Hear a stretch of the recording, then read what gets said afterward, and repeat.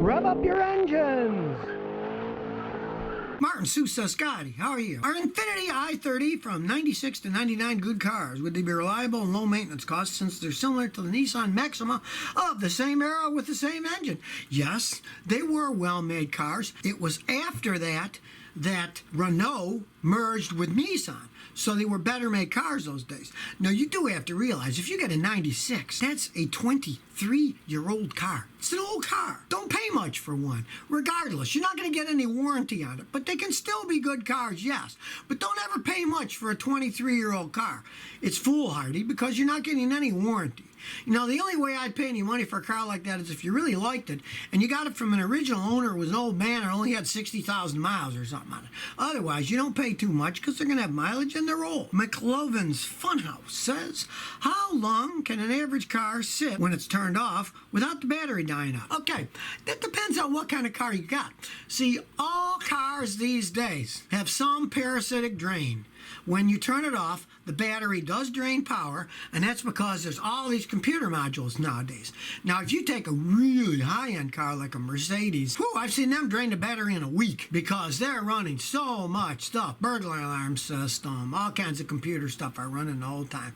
So a lot of times they'll go out pretty short period of time, but you take like a Toyota or a Honda, they generally don't drain that much. I've had customers leave them at an airport for a month and get back in, they start right up with no problems at all. But if you're ever really worried, I made that video a few weeks ago about those solar battery chargers. If you're sitting at an airport for like 60, 70 bucks, you can buy a nice solar battery charger, plug it into the cigarette lighter, and leave it on a dash. And that'll keep it charging. You don't have to worry about the battery going bad. It's not really a bad idea. Kevin Diedrich says, Scotty, I want to buy a Silverado 2500 HD gas job with a 6-liter gasoline engine. Any advice, or should I save up for a diesel? Yes, save up for a diesel. If you want a big truck like that, you're better off with a diesel. They're made to haul stuff, they're made to tow stuff, and that's just a better deal. If you're going to pull a lot of weight, you won't be happy with a gasoline engine because gasoline engines are gas hogs when they're pulling a lot of weight. They're not made for towing.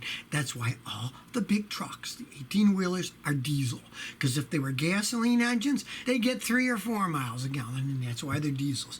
Save up for the diesel. It would be a wiser one. And truthfully, I'd save up for the Ford diesel. If I were you, I wouldn't buy a GM diesel. I'd buy the Ford before they're better made. Dora the Sunson says, Scotty, do chemical rust treatments actually work? Well, to some extent they do. Realize that they're not miracles. If you have a rust bucket and you get that chemical treatment that you put on that says converts rust into paintable primer, now it does to some extent, but only weakly rusted stuff. Like if you've got a big area that's all rust and it's flaking off, you got to at least get sandpaper and a metal brush and wipe off all the pieces that flake off, that fall off, sand it down to the bare metal, and then you can use that rust preventative paint stuff that will help it somewhat. But you know, if you're really rotting away, you got to cut all the rust away, weld on new metal, and then prime it, and then paint it. That's the only thing that's really going to last. But if you got little surface stuff and you can buff it off a little, yeah, they can last for a while. I used to use them when I was a kid and I had no money, and sometimes it'd last for 3 or 4 years before it would start to rust through again. Sultan Bawashwan says, Scotty, my car gives an error code, throttle position sensor failure, and the car hesitates and shuts off at a low RPM. What should I do? Well, change the throttle position sensor if you've got a car that you can change it. On many cars, you can buy just the throttle position sensor, bolt it off, bolt another one on, and away you go. Now, other cars, you have to buy the entire throttle assembly. A lot of modern cars are so computerized and they're so complex that they only allow you to buy the entire throttle assembly. I had a Ford a few weeks ago that was like 4 years old, and the throttle assembly was bad. And I had to buy the whole throttle assembly, but Ford knew they had a problem. So I went to the dealer, and they had a newly designed one. It was only like 150 bucks. So I bought the brand new one, put it on, and it ran fine. But if you can buy a throttle position sensor, go to a place like AutoZone, see if they sell them. Just replace the sensor first. So if you never want to miss another one of my new car repair videos, remember to ring that bell.